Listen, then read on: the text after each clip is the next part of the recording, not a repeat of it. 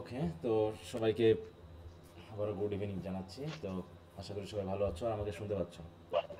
তো আমরা advance reading রাইটিংয়ের reading 3-তে পড়ছিলাম। এখানে আমরা কিছু কবিতা সিলেক্ট করেছি, পয়েম সিলেক্ট করেছি, সেই পয়েমগুলো আমরা পড়ছিলাম, তাই না?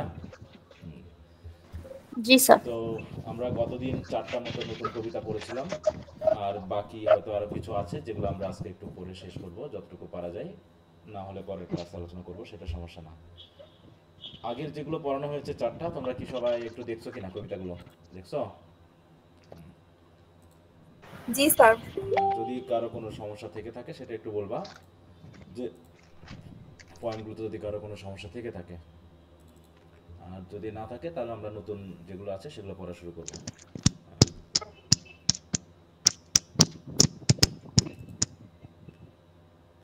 আর এর আগে কয়টা ক্লাস আছে?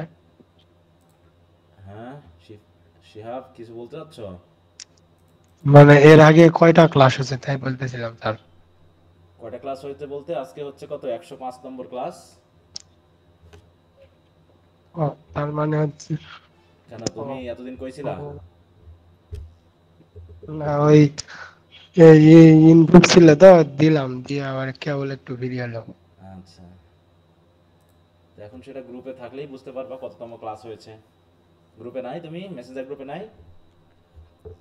আছি আছি। ওখানে তো লাস্ট ক্লাস তো শেয়ার করা হয়েছে, তাই না? লাস্ট ক্লাসেই তো বলা আছে।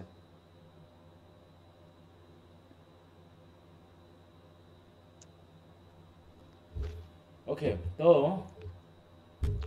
আমরা আন্ডার দ্য গ্রিনউড ট্রি পড়েছি, let me not the marriage of true minds পড়েছি, I was angry with my friend পড়েছি, আর এদিকে কোনটা পড়লাম? ফেম লাইক আ ওয়েওয়ার্ড 6 নাম্বারটা। গার্ল, তাই তো? এখন আমরা দেখব হচ্ছে 7 নম্বর। আজকে 7 নম্বরটা দেখি। 7 নম্বর কি তোমাদের? আচ্ছা,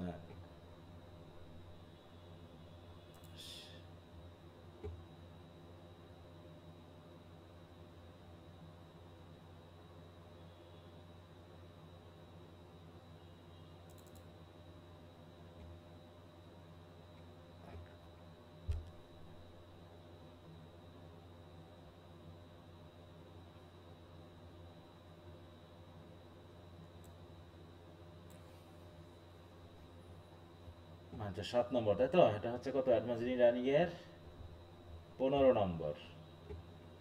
আচ্ছা, একটু দেখি। অ্যাডভান্স রিডিং রাইটিং এর 15 নম্বর। আচ্ছা, এখানে পেজটা থেকে আমরা এখানে থেকে নেই। কোন দিকে গেলাম?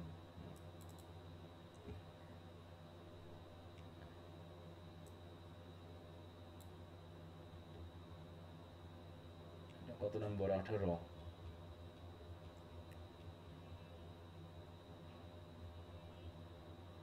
15। When you are old, W B Yeats এর কবিতা। আমরা ডাব্লিউ বি ইয়েটস এর কোনো কবিতা পড়েছিলাম ফার্স্ট ইয়ারে? ফার্স্ট ইয়ারে পড়ছিলাম জি prayer sir, for prayer for my daughter। আচ্ছা, ফার্স্ট ইয়ারে পড়েছিলাম আ প্রেয়ার ফর মাই ডটার, তাই তো?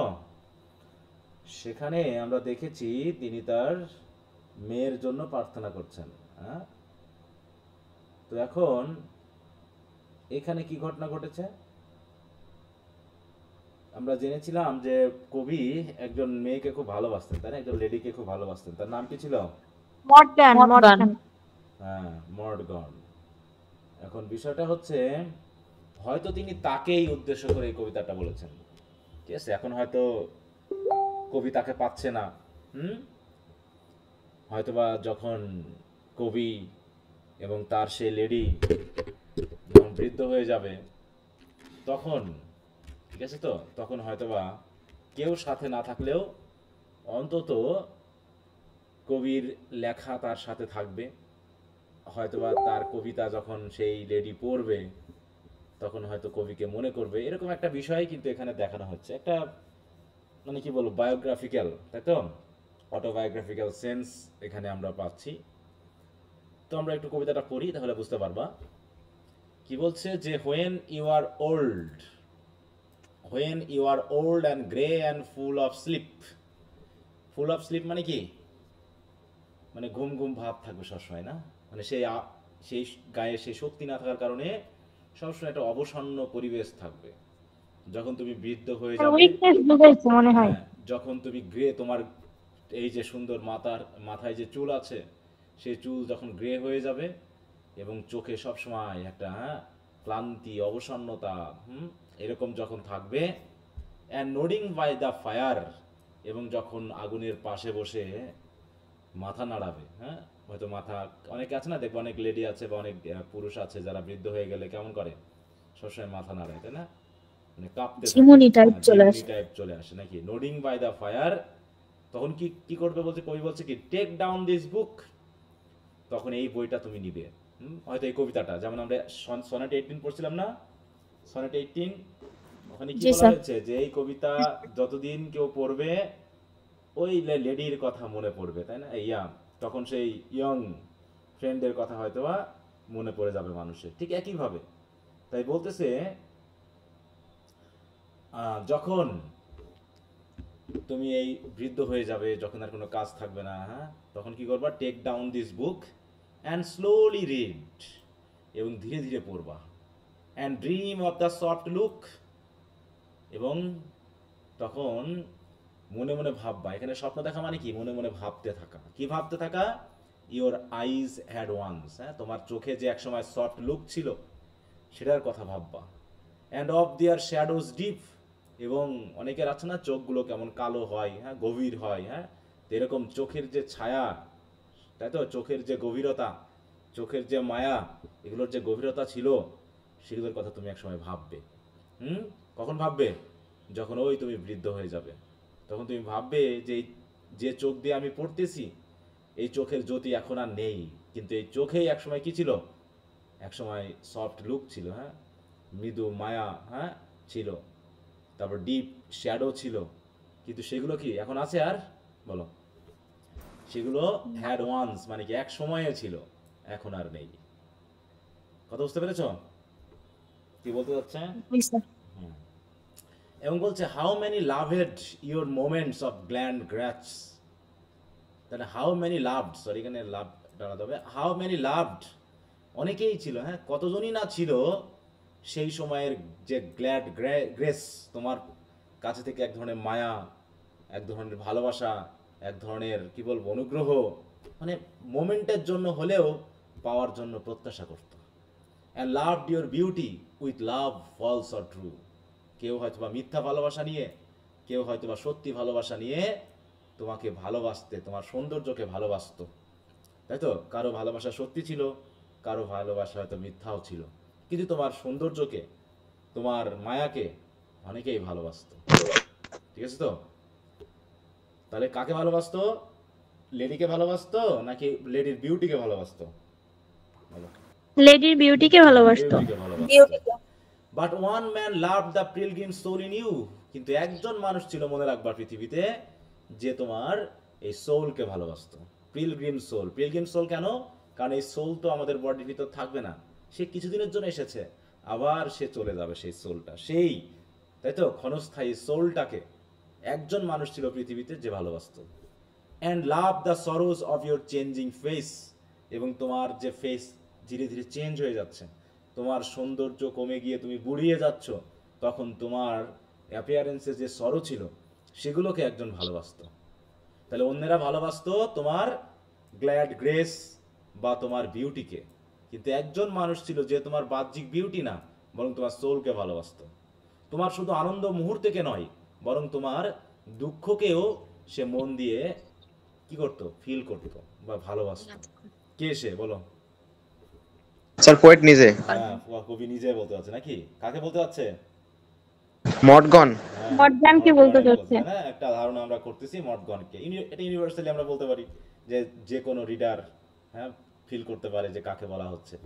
And bending down beside the glowing bars murmur, হ্যাঁ, আর লিটিল স্যাডলি, তুমি তখন হয়তোবা খুব দুঃখের সহিত হয়তো ধীরে ধীরে, মারমার মানে কি, হয়তো বিড়বিড় করে বলবে। কোথায় বলবে? ডাউন, দেখো, bending down beside the glowing bars, এই যে তুমি আগুনের পাশে বসে আছো, হ্যাঁ, আগুনের কাঠগুলোতে কেমন গ্লো করতেছে, এখানে বসে বসে তুমি হয়তো মনে মনে ভাববে হাউ লাভ ফ্লেড, কিভাবে না ভালোবাসাগুলো সব কোথায় উড়ে চলে গেল, হ্যাঁ।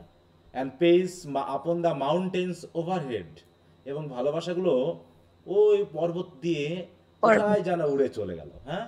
And hid his face amid a crowd of stars, এবং সে ভালোবাসা যেন ওই যে আকাশের অসংখ্য তারা আছে না, তারার যে ভিড় আছে না, ওই ভিড়ের ভিতরে ভালোবাসা যেন তার মুখ লুকিয়েছে লজ্জায়, যে একে কি আসলেই ভালোবাসা বলে।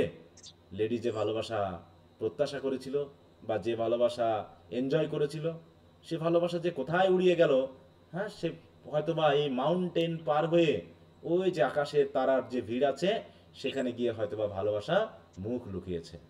ঠিক আছে, তো এখানে কি ভালোবাসাকে কি করা হয়েছে, পার্সোনালি করা হয়েছে না। দেখো লাভের এলটা কিন্তু বড় হতে, তাই না। হ্যাঁ, তাই লাভ ফ্লেড অ্যান্ড জি sir. Pressed upon the mountains overhead and hid his face amid a crowd of stars. তাহলে হিড হিজ ফেস, তাকে এখানে ভালোবাসাকে কি সি বলা হয়েছে না হি বলা হয়েছে? হুম, হি বলে সম্বোধন করা হয়েছে, কারণ লেডির বিপরীতে যারা তাকে ভালোবাসবে তারা তো ছেলেই ছিল নাকি, পুরুষ ছিল, ফিমেল ছিল, এই মেল ছিল, তাই হি বলা হয়েছে। যে তারা আসলেই যারা তাকে ভালোবাসতো, সে ফলস আর ট্রু হোক, তার বিউটিকে যারা ভালোবাসতো, তাই তো, তার আনন্দের মুহূর্তগুলোকে যারা ভালোবাসতো, তার সাথে সময় কাটাতে যারা ভালোবাসতো, তারা কোথায় যেন পালিয়ে গেছে। হুম, এবং কোথায় যেন তারা তাদের মুখ লুকিয়েছে ওই তারার ভিড়ে। তারা যেন আর কোথাও নেই, শুধু একজনই আছে যে এখনো তাকে ভালোবাসে, কারণ সে তার বাহ্যিক বিউটিকে নয় কিন্তু তার আত্মাকে ভালোবাসতো, এবং তার দুঃখ আনন্দ, বলে আনন্দ তো দূরের কথা, তাই তো, দুঃখকে সে তার নিজের মনে করে তাকে ভালোবাসতো। ঠিক আছে, তো এখানে কি বলা হয়েছে কবি, কি ট্রু লাভ। ট্রু লাভ নাকি টুরু লাভ কে বর্ণনা করেছে, হ্যাঁ। জি স্যার। এরকমটা পড়লাম না একটা উইলিয়াম শেক্সপিয়ারের টুরু লাভ। হুম, জি স্যার। এইটা সেটা। তো এখানে দেখো আমরা সামনে যদি বলি, the speaker of the poem is a lover, হ্যাঁ। He addresses his beloved, he ask his beloved to read the book written about her and when she becomes old and to remember her youth and beauty. When she was young, many people loved her, but some of them did not truly love her. They loved her for physical beauty. The speaker loved her truly. He loved her unconditionally. Even he would continue to love her when her beauty would start to fade. She would regret the missed opportunity of love. আর সে একসময় আফসোস করবে যে সে সত্যিকারের ভালোবাসা সে যেন পেল না, হ্যাঁ? কারণ তার ফিজিক্যাল বিউটিকে যারা ভালোবাসতো তারা তো আজ আর কেউ নেই, কিন্তু কেউ না কেউ তাকে হয়তো, হ্যাঁ, আড়ালে থেকেই ভালোবাসছে। তাহলে এখানে কি বলছে, দ্য পোয়েম ইজ, দেখো the theme of the poem is regret. দেখো এখানে বলছে কি একটা আফসোস, বুঝতে পেরেছো। The poet's beloved reject his love for her because she was a reckless and fickle person. In her youth she was loved by many, but the poet loved her unconditionally. He loved not her outer beauty but her inner beauty. In her old age she would regret rejecting his love. অতএব এই lady বৃদ্ধ বয়সে গিয়ে আফসোস করবে, হ্যাঁ। Das the theme of the poem is regret. তুমি true love বলতে পারো, সেটাও সমস্যা না, কিন্তু এখানে ট্রু লাভের বিষয়টা একটা স্টেঞ্জাতে বলা হয়েছে নাকি, মাত্র এই স্টেঞ্জার, তিনটা স্টেঞ্জার ভিতরে এই জায়গায় বলা হয়েছে। বাকিগুলোতে কি দেখানো হচ্ছে, যে সবকিছু আফসোস, হ্যাঁ, দুঃখবোধ দেখানো হচ্ছে এই দুই জায়গাতেই। এখানে কি তার সৌন্দর্য কোথায় যেন হারিয়ে গেছে, হ্যাঁ, যে তার চোখের যে সৌন্দর্য ছিল, যে শ্যাডো ছিল, সেগুলো কোথায় যেন হারিয়ে গেছে। এবং হ্যাঁ, এখানে তো আরো একদম ক্লিয়ারলি বলা হয়েছে যে তার লাভ কোথায় যেন হারিয়ে গেছে। কি বুঝতে পেরেছো সবাই? জি স্যার। আচ্ছা, how many loved your moments of glad grace, এটা দিয়ে কি বোঝানো হচ্ছে? This line suggest that there are many lovers and admirers who don't love her really. The poet says that those so-called lovers only her physical beauty, but none of them has loved her soul. Thus, when she gets old, she finds none beside her. The reason is that their love is not true. They love her only because she is beautiful in her youth. However, he says that they show their true color when she reaches her old age. True color মানে কি, সত্যিকারের পরিচয় বার করে দেওয়া। Everybody leaves her, সবাই তাকে ছেড়ে চলে গেছে। It proves that they are not sincere about their love. They only the only loved her beauty, not her soul. they হবে, তাই তো, they only loved her beauty, not her soul, এইটাকে। তো কবিতাটা এই একটা ছোট টপিক নিয়ে আলোচনা করা হয়েছে, যে কবি হয়তো ভাবতেছে একসময় এই লেডি আমাকে না পাওয়ার জন্য আফসোস করবে, বুঝতে পেরেছো? জি স্যার। আচ্ছা,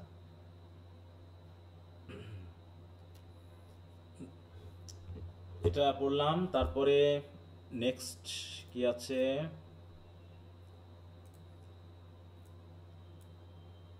আমরা কি এটা পড়েছিলাম, breathes they are the man with soul so ডেড? এটা ফার্স্ট ইয়ারে পড়েছিলাম। হ্যাঁ, না স্যার। ফার্স্ট ইয়ারে স্যার পড়তে নিষেধ করেছিলেন, ফার্স্ট ইয়ারে যখন ছাত্র। আনপ্যাট্রিয়টিক, তাই তো? একজন মানুষের কথা বলা হয়েছে, মনে হচ্ছে যেন পড়িয়েছি তোমাদের, না সেকেন্ড ইয়ারে পড়াইছিলাম, আমার খেয়াল নাই। স্যার ফার্স্ট ইয়ারে পড়াইছিলেন স্যার একবার, ফার্স্ট তারপরে ইয়ারে হয়তো বাকিটা পড়াইছিলেন পড়ছেন। স্যার, স্যার এটা ফার্স্ট ইয়ারই ছিল। আচ্ছা, হ্যাঁ তাই বলছি, এটা আমি পড়িয়েছি বলে মনে হচ্ছে, তোমাদের না কাউকে মানে পড়িয়েছি তো, এখন কাকে কখন পড়িয়েছি তো সেটা তো খেয়াল নাই। তাহলে এটা যদি পড়ানো হয়, স্যার ওই যে প্যাট্রিয়টিজম যে কবিতাটা ওইটা না? হ্যাঁ patriotism, ওইটাই। স্যার এটা একটু পড়াই দিন স্যার। আচ্ছা সমস্যা নেই, পড়িয়ে দিচ্ছি। প্যাট্রিয়টিজম, এটা কত নম্বর দেখি? 17 নম্বর। এরপরে নাকি breathes they are the man with soul so dead, breathes they are the man, এই তো how do I love thee, এইটা। এখানে কি আসলে কবিতার নাম প্যাট্রিয়টিজম বলা হলেও এখানে আসলে কার কথা বলা হয়েছে? কোনো প্যাট্রিয়টকে বলা হয়েছে নাকি আনপ্যাট্রিয়টিক ম্যানকে বলা হয়েছে এখানে? আনপ্যাট্রিয়টকে বলা হয়েছে। যে কিছু মানুষ আছে যারা দেশের জন্য ফিল করে না, তাই না? এরকম বলতেছে, breathes they are the man with soul so ডেড। বলছে আমাদের আশেপাশে এরকম অনেক মানুষ আছে, তার মধ্যে একজন মানুষকে তিনি মানে স্পিকার কি করছেন, রেফার করছে যে এই যে মানুষটা এখনো বেঁচে, মানে কি বেঁচে আছে কিন্তু তার আত্মাই মৃত।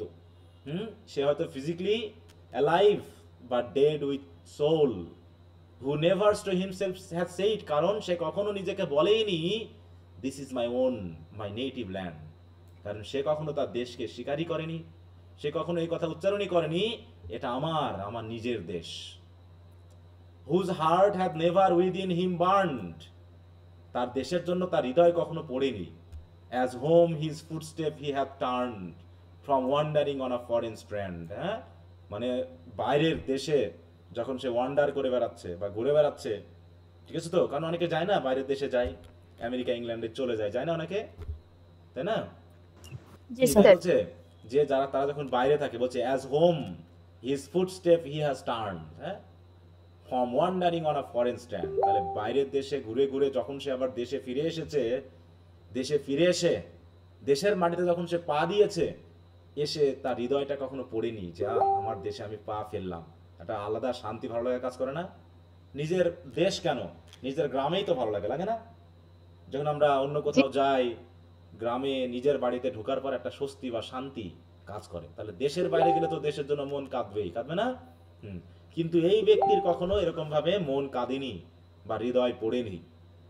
বলছে ইফ সাচ দেয়ার ব্রেথ, অর্থাৎ এরকম মানুষ যদি কোথাও থাকে, হ্যাঁ, ব্রেথ মানে কি জীবিত থাকা অর্থ, মানে এরকম মানুষ যদি কোথাও থাকে, মানে আপনাদের প্রত্যেকের দেশে নিজ নিজ জায়গায় যদি কখনো পান, go and mark him well, তার কাছে যান এবং তাকে ভালো করে খেয়াল করেন, খেয়াল করে দেখবেন, ফর হিম নো মিনস্টেল র্যাপচার সুয়েল, কারণ তার জন্য কখনো কোনো কবি র্যাপচার সুয়েল মানে কি, মানে তাকে নিয়ে আবেগের সুরে কখনো তার প্রশংসা করে গান করেনি, মানে এদের নিয়ে কখনো কেউ মানুষ ভাবেনি, এত কবিরা তাদের নিয়ে এত আবেগের সুরে গান গায়নি। High though his titles proud his name, হয়তোবা তার অনেক খ্যাতি থাকতে পারে, তার বিশাল বিশাল টাইটেল থাকতে পারে, সে অনেক, তার নামটা অনেক গর্বিত অহংকারী বা নাম হতে পারে।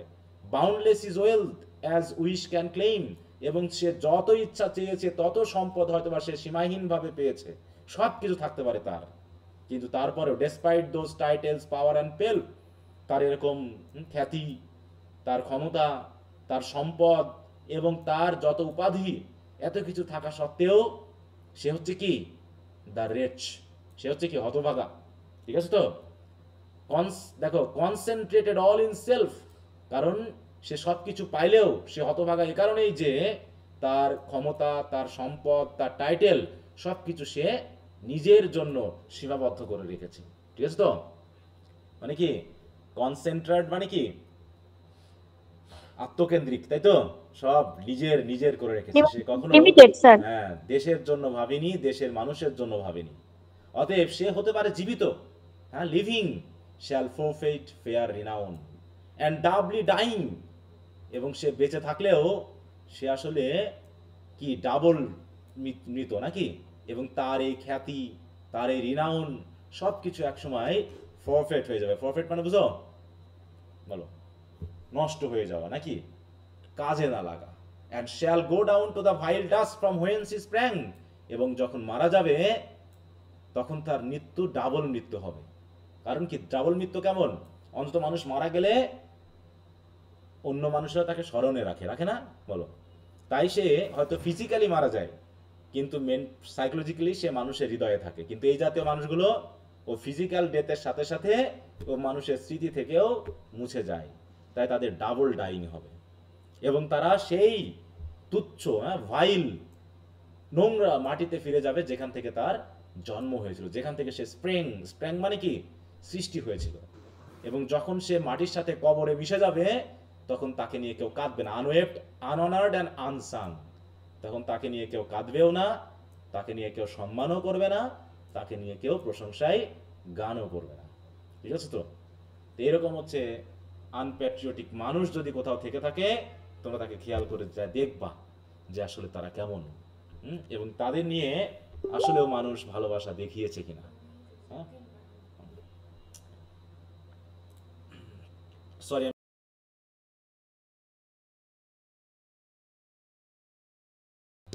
আচ্ছা, সবাই শুনতে পাচ্ছ আমাকে? জি স্যার।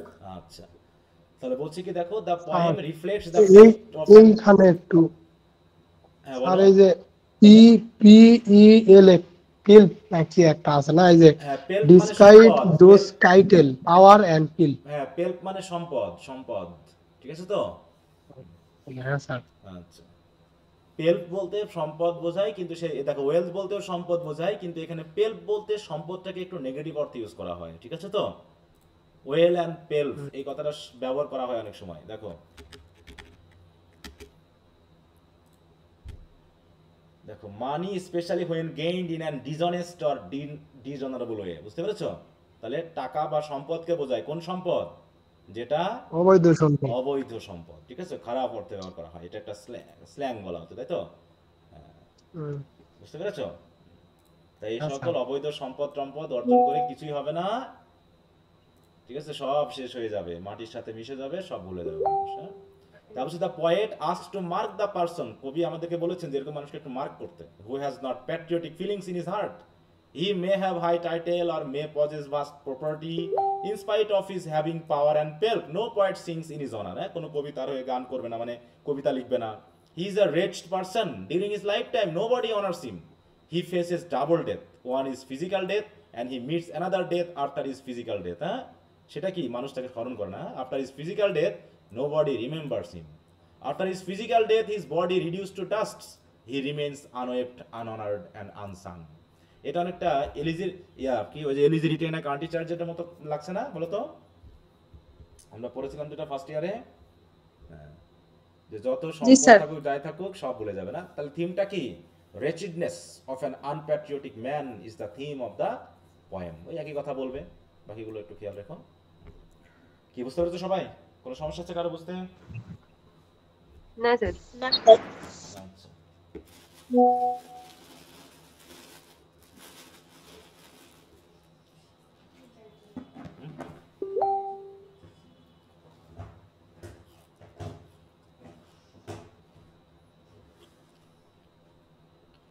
তারপরে কোনটা আছে?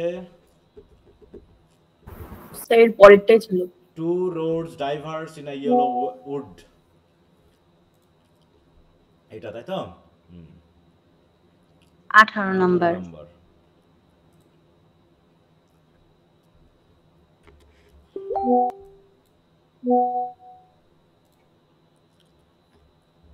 দেখো, এটা হচ্ছে দ্য রোড নট টেকেন। হ্যাঁ, দেখো,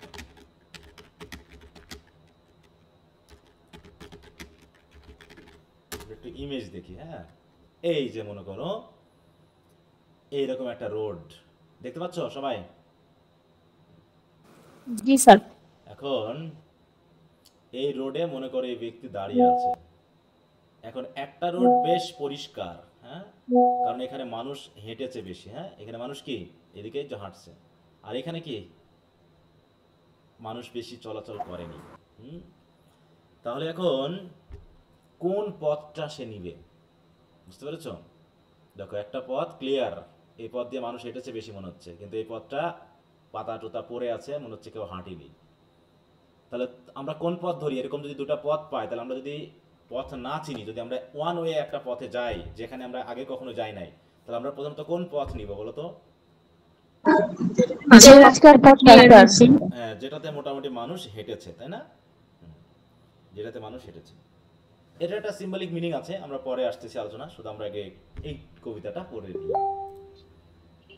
কি বলছে দেখো, হঠাৎ করে যখন মনে করো কোনো একজন ব্যক্তি একটা ইয়েলো উডে গেল। ইয়েলো উড কেন বলা হচ্ছে বলো? এই যে দেখো ইয়েলো উড, হ্যাঁ, এই হচ্ছে ইয়েলো হয়ে গেছে, মানে পাতা টাতা ঝরে গেছে, সবুজ না, ঠিক আছে? অথবা এমন এমন জায়গা আছে, কিছু কিছু দেশ আছে যেখানকার গাছের পাতাগুলো এরকম সুন্দর সবুজ, বিশেষ করে কানাডা থেকে শুরু করে দেশগুলোতে আছে, হ্যাঁ। তা কি বলা হচ্ছে যে টু রোডস ডাইভার্সড, আমি যে পথ দিয়ে হাঁটছিলাম কিছুক্ষণ পরে দেখি পথটা ডাইভার্সড হয়ে গেছে, হ্যাঁ, দুই দিকে দুটো পথে ভাগ হয়ে গেছে, in a yellow wood and sorry I could not travel both. তাহলে আমি যেহেতু ওই পথ দুটো চিনি না, আমি কি দুটো পথে একসাথে হাঁটতে পারবো বলো? আমি কি দুটো পথে হাঁটতে পারবো? যে একটা পথে আগে হেঁটে দেখে আসি ওটা ঠিক আছে কিনা, তারপর আর একটা পথে আসবো? না স্যার। এটা সেই পথ না, এটা জীবন পথ, তাই তো? তুমি একবার যে পথে যাবা সেই পথ থেকে ফিরে এসে আবার কি নতুন করে পথ শুরু করা যাবে বলো তো? যাবে? না কখনো? স্যার। যাবে না না। স্যার। তাই বলছে sorry I could not travel both, কারণ কি অ্যান্ড বি ওয়ান ট্রাভেলার, কারণ আমি একজন ট্রাভেলার, আমি দুটো পথ একসাথে ভ্রমণ করতে পারবো না। So long I stood and look down one as far as I could, হ্যাঁ, এবং ওখানে দাঁড়িয়ে অনেকক্ষণ দাঁড়িয়ে যতদূর চোখ যায় দেখার চেষ্টা করলাম, যতদূর চোখ যায়, কতদূর যায়, to where it bent in the undergrowth, যেখানে গিয়ে পথটা বেঁকে গেছে গভীর জঙ্গলের ভিতরে, সেই পর্যন্ত আমি দেখার চেষ্টা করলাম, দেখে বোঝার চেষ্টা করলাম যে এই পথে যাওয়া যায় কিনা। তো একটা আমি খুব দেখলাম, ঠিক আছে? তো long I stood and look down one as far as I could to where it bent in the undergrowth, যেখানে গিয়ে বেঁকে গেছে। তারপর আমি কি করলাম? তাহলে একটা দেখলাম, কিন্তু ওই পথটা আমি নিলাম না, শুধু দেখলাম, হ্যাঁ। Then took the other just as fair, হ্যাঁ, and having perhaps the better claim. তাহলে একটা তো দেখলাম, দেখার পর কি হলো, আবার পরেরটা দেখলাম, দেন টুক দ্য আদার, এবং দেখলাম এই পথটা খুবই সুন্দর, and having perhaps the better claim, এবং মনে হচ্ছে আমার কাছে এই পথটা দিয়ে যাওয়াই ভালো, কারণ আমার কাছ থেকে এই পথই আমাকে দাবি করছে তুমি এই পথে ঢোকো। কারণ কি? Because it was grassy and wanted wear. দেখো মানে কি, এই পথে এতদিন কেউ হাঁটেনি, মানে কি পথটা খুবই কি সুন্দর, হ্যাঁ, কারণ ইট ওয়াজ গ্রাসি, যে পথে মানুষ হাঁটে সেখানে কি বেশি ইয়া থাকে, মানে ঘাস টাস থাকে বলো তো? কিন্তু এখানে গ্রাসি হয়ে আছে, এবং ওয়ান্টেড ওয়্যার মানে কি মাড়ানো, এখনো মাড়ায়নি ঘাসগুলোকে, সুতরাং এই পথে যাওয়াটাই আমার কাছে ভালো মনে হচ্ছে, কারণ পথটা খুব সুন্দর লাগতেছে। দো অ্যাজ ফর দ্যাট, তার যদি আমি ওই পথ ধরি, the passing there had worn them really about the same. কারণ কি দ্য পাসিং দেয়ার, কারণ আমি যদি একবার পাস করি, এখন একটা বিষয় দেখো, তাহলে had worn them really about the same, তাহলে কেমন হয়ে যাবে? আবার সেটা কি ওর্ন হয়ে যাবে না আমি হাঁটলেও বলো? এখন তো ঘাস খুব সুন্দর, এখনো কেউ মারায়নি, তা আমি যদি হাঁটা শুরু করি তাহলে এই ঘাসটা কি ওর্ন হবে কিনা বলো? The passing there had owned them really about the same. তো এইভাবে আমি ভাবতে আছি, মনে মনে ভাবছি যে যদি যাই কোন পথে যাব। একটা পথ তো আমি দেখলাম যতদূর চোখ যায়, আর একটা পথ দেখলাম খুবই সুন্দর, and both that morning equally lay, এবং দেখলাম আমি যেহেতু সকালে যাত্রা শুরু করেছি, এসে দেখলাম দুই পাটটার পথ ভেঙে গেছে, সকালে দেখলাম দুটাই এক ইকুয়ালি পড়ে আছে। In leaves no step had trodden black, কারণ ওই ঘাসের উপরে অথবা ওই পথের উপরে পাতা পড়ে আছে সকালের, হ্যাঁ, ইন লিভস ইকুয়ালি লে, দেখো হ্যাঁ, morning equally lay in leaves, no step had trodden black, এখনো কোনো মানুষ এই পথ দিয়ে হাঁটেনি, মানে বোধ মানে দুটা পথে এখনো এই সকালে কেউ এখনো হাঁটেনি, ঠিক আছে তো। সুতরাং oh I mark the first for another day, সুতরাং আমি মার্ক করলাম কোনটাকে বলো তো,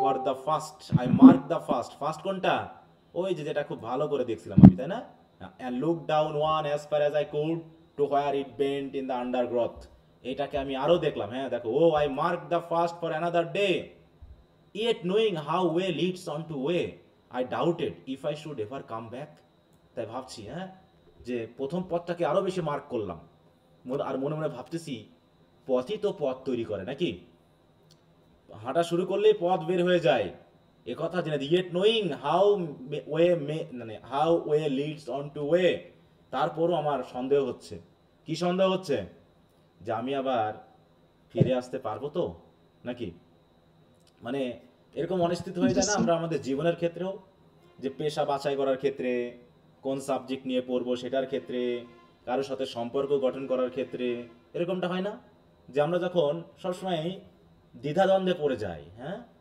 যে দুটা, বিশেষ করে দুটাতে আমরা অনেক বাদ দিতে দুটা এসে দাঁড়িয়ে যায় যে দুটার ভিতরে কোনটা নিব, সেটা কাপড় বাছাই মানে কিনতে গেলে হোক, বই কিনতে গেলে হোক, খেতে গেলে হোক, যে কোনটা রেখে কোনটা খাবো। তো কিছু জিনিস আছে যেটা পরেও ট্রাই করা যায়, কিন্তু জীবনের কিছু কিছু বিষয় রয়েছে যেটা একবারই হাঁটা যায়, তাই না, সেটা থেকে আবার ফিরে এসে নতুন করে শুরু করা যায় না, সন্দেহ কাজ করে যে যেটা নিয়ে আমি আসছি বা যেটা নিয়ে ভাবছি বা যেটা ধরবো বলে ভাবতেছি, সেটা থেকে সেটার যদি আমি একবার চলে যাই আমি ফিরে আসতে পারবো তো, বলো।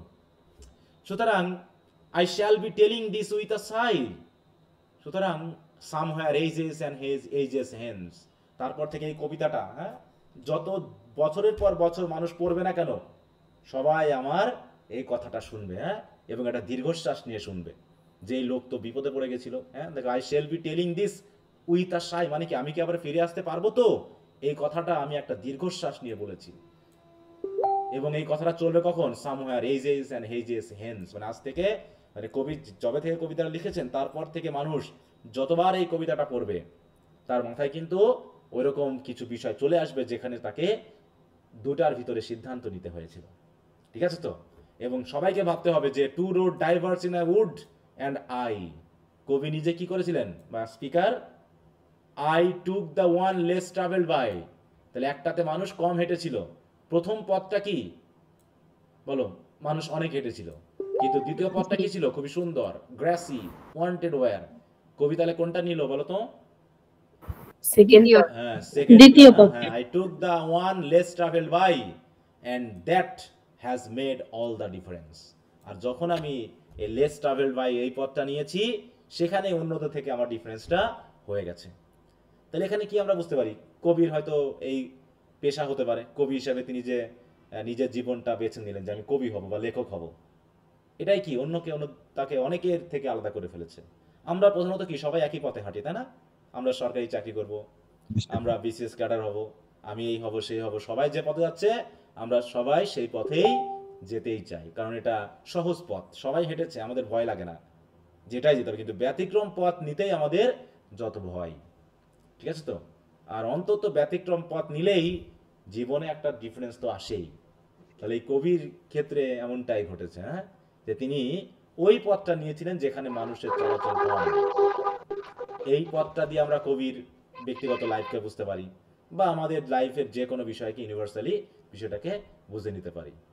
কি কথা বুঝতে পেরেছ, মানে এখানে সিদ্ধান্ত নেওয়ার একটা বিষয়কে বোঝানো হয়েছে, বিশেষ করে যেখানে দুটা বিষয়ের সিদ্ধান্ত নিতে হয়, যেমন তোমরা 8 পাস করে যখন 9-এ উঠেছিল তখন 3টা চয়েস ছিল, তাই না, আমাদের, যে 3টার ভিতরে কোনটা নিতে হবে, সায়েন্স জি স্যার, নাকি কমার্স নাকি আর্টস, এই সিদ্ধান্তটা কিন্তু খুবই জটিল ছিল, কারণ আমি যেটা একবার নিয়ে ফেলবো আমি কি ফিরে গিয়ে যদি ওটা না পারি আমি কি ফিরে গিয়ে আবার আরেকটা নিতে পারবো বলো তো, কখনো না স্যার, নিতে পারবো না, ঠিক আছে তো, কারণ জীবনে ওইটা একইভাবে। তারপরে অনার্সে ভর্তি হওয়ার সময় কোন সাবজেক্ট নিব, চয়েস তো দিলাম এই, এখন ইংলিশ নিয়ে পারবো তো, যদি না পারি আমি ফিরে এসে কি অন্য সাবজেক্ট নিয়ে পড়াশোনা করতে পারবো তো, হ্যাঁ, তারপরে মনে করো আসলো সিদ্ধান্ত যে বাড়িতে ছেলেদের বা মেয়েদের ক্ষেত্রে, হ্যাঁ, এখন বিয়ের কথা উঠেছে, মেয়ে দেখেছে ছেলেদের জন্য দুইটার মধ্যে চয়েস হচ্ছে না, যে একটাকে বিয়ে করে ফেললে তো আর একটাকে বিয়ে করতে পারবো না নাকি, যাকে বিয়ে করবো তার বিপরীতটা সুন্দর লাগতে পারে,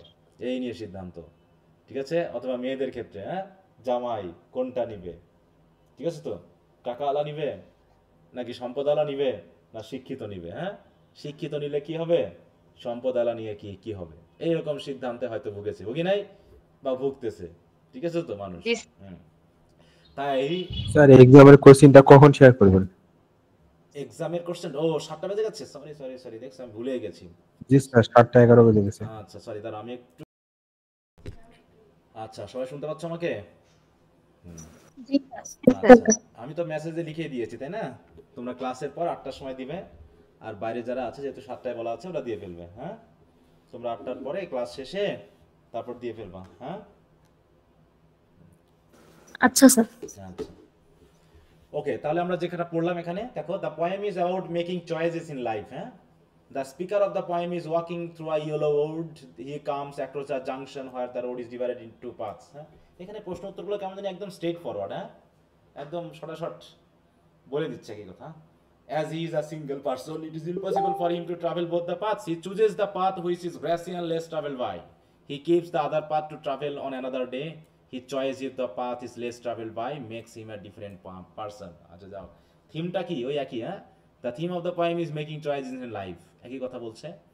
Analyze the metaphors used in this poem, হ্যাঁ, এখানে ওয়েটা কি, মেটাফর কি বলো, এখানে ইয়েলো উড হচ্ছে কি লাইফের মেটাফর, আর জি স্যার। জাংশন হচ্ছে কি ডিলেমা জীবনে, হ্যাঁ, যে কোনটার ভিতরে কি নিব। The two paths are the metaphor for life, দেখো life lines or choices in life. In the journey of life a man has to make choices on which his success in life depends. The poet chooses the less travel path which is a metaphor for the choice of a very sacrificing people, হ্যাঁ, সবাই এটা পারে না। He keeps the more travel path to try some other day, ওটা অন্যদিন দেখা যাবে। This more travel path represent the choice of the majority, কারণ কি অতিরিক্ত মোর ট্রাভেল পাথ মানে যেখানে অধিকাংশ মানুষ চয়েস করে, আর লেস ট্রাভেল বাই মানে কি যেগুলো খুবই রেয়ার কেসে এক্সেপশনাল মানুষেরা এই পথগুলোকে চুজ করে, হ্যাঁ, এইটাকে বোঝানো হয়েছে। ওকে, তো বুঝতে পেরেছো কবিতাটা সবাই? জি স্যার। কবিতাগুলো তেমন জটিল কিছু না, এখন কিভাবে লিখতে পারবা সেটাই হচ্ছে প্রশ্ন। কবিতা নিয়ে তো টেনশন না, প্রত্যেকবারই সহজ, প্রত্যেকবারই কঠিন, সবকিছুই হয় সবার কাছে, হ্যাঁ। স্যার 10 মার্কের জন্য একেবারে এতটুকু লিখলে হবে? আগে গতকালের ক্লাসটা দেখছো তুমি? না স্যার, গতকাল ক্লাসে থাকতে পারি নাই। তাহলে এটা দেখে নিও, তারপরে আগামী ক্লাসে প্রশ্ন করবো আমাকে, ঠিক আছে? ঠিক আছে স্যার। হ্যাঁ, তো ক্লাসগুলো দেখবা, হ্যাঁ, ক্লাসগুলো দেখো না তোমরা, এটা হচ্ছে সমস্যা। যাই হোক, তারপরে তার এটা গেল, ইট ইজ আ বিউটিয়াস ইভিনিং, এটা তো পড়া আছে। Whose wood this are, I think I know, এটা পড়া আছে, আছে কি না? এটা 2023-এ আসছে। আবু বিন আদম, এটা পড়েছো কখনো? না স্যার। না স্যার। এটা কত নম্বর? 26। এর গল্প তো জানার কথা তোমাদের, রিয়ারেন্সে হয়তো এইচএসসি বা এসএসসি লেভেলে পড়ে থাকতে পারো। জি স্যার, গল্প জানি। এটা অবশ্য আমি বাদ দিয়ে দিয়েছি, এই কবিতাটা বাদ দিয়েছি, তারপর যেহেতু আছে আমি পড়াইয়ে দিই একটু।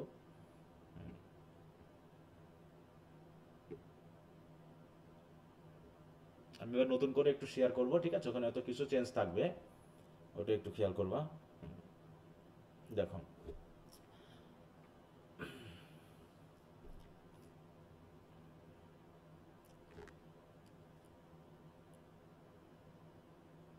আবু বিন আদম, এটা কে বলো তো, কে সে? স্যার ওই যে একজন ব্যক্তি ছিল যার কাছে একজন এঞ্জেল আসছিল, তারপর বলছিল যে আমার নাম কি এই বইয়ে আছে, এরকম কিছু একটা। তাহলে এখানে আবু বিন আদম নাকি আদম, সেই ব্যক্তির কথাই আমরা এখানে যে রিয়ারেন্সে পড়েছিলাম তোমরা, তাই সেটা না? তো দেখো বলছে কি এখানে, দেখো কবিতার নাম হচ্ছে আবু বিন আদম, লেহান্টের লেখা। লেহান্ট তোমরা 3rd ইয়ারের না, 2nd ইয়ারের। ওখানে বলছে Abou Ben Adhem, may he strive increase, awake one night from a deep dream of peace, মানে প্রশান্তির একটা ঘুম থেকে একদিন সে এক রাতে সে উঠে পড়ল।